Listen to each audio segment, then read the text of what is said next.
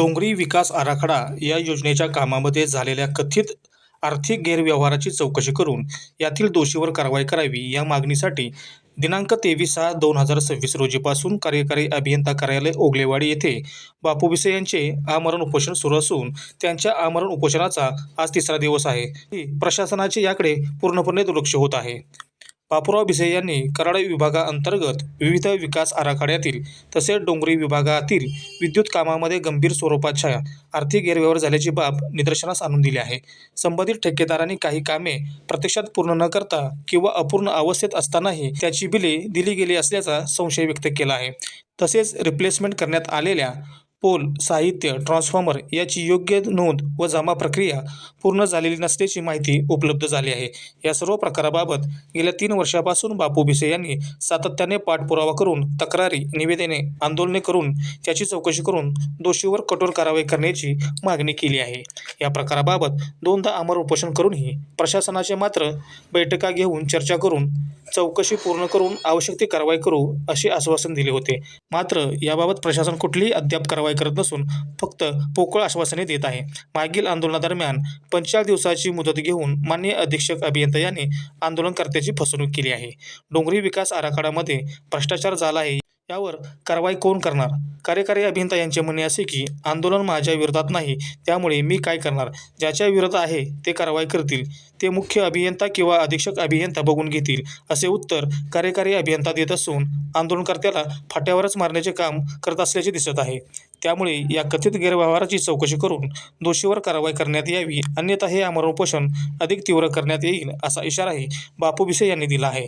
Karad superfast न्यूजसाठी संतोष वायदंडे, ओगलेवाडी, कराड। मी बापूराव बाळासाहेब भिसे मागील 2023 पासून डोंगरी विकास आराखडा या योजनेमध्ये झालेला भ्रष्टाचार त्या संदर्भात वारंवार पत्रव्यवहार करून माझे 2 आंदोलन झालेले आहेत। त्याच्यामागं डोंगरी विकास आराखडा या झालेल्या भ्रष्टाचारासंदर्भात मागील 4 मार्च रोजी मी आंदोलनाला बसलो होतो। त्यानंतर 10 मार्चला माझं आंदोलन सुटलं, तेही पोलीस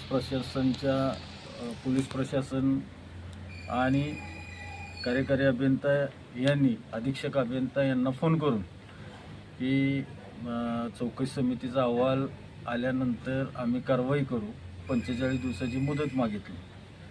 ती मुदतसुद्धा देऊन आज तागायत कोणतीही ह्याच्यावरती कारवाई झालेली नाही। मी वारंवार महावितरणचे मुख्य अभियंता असतील, अधीक्षक अभियंता असतील, कार्यकारी अभियंता असतील, रिजनल डायरेक्टर RD साहेब असतील, MD साहेब असतील, सगळ्यांना पत्रव्यवहार करतो, पण अजूनही डोंगरी विकास आराखडा या योजनेत झालेल्या भ्रष्टाचारासंदर्भात कुणीही कारवाई करत नाही।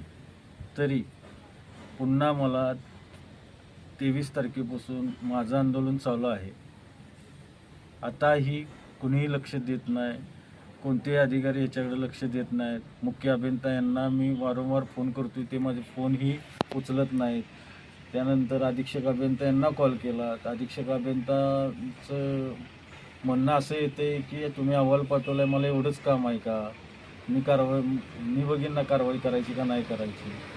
कार्यकारी अभियंता म्हणतात की माझ्या हातात काय आहे, मी काय करू शकत नाही, माझ्या विरोधात तुम्ही बसलेला नाही, ज्यांच्या विरोधात बसलाय त्यांच्याकडे दाद मागा। आता दाद कुणाकडे मागायची?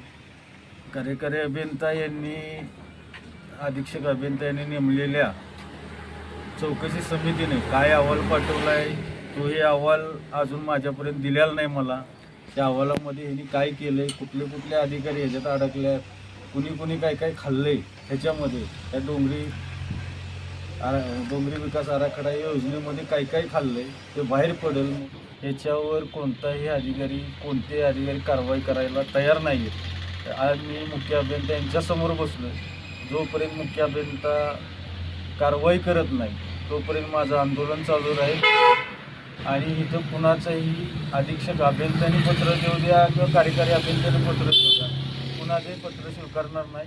इथून पुढं माझं आंदोलन अधिक तीव्र होणार आहे। या सर्वस्व जबाबदार प्रशासन राहील।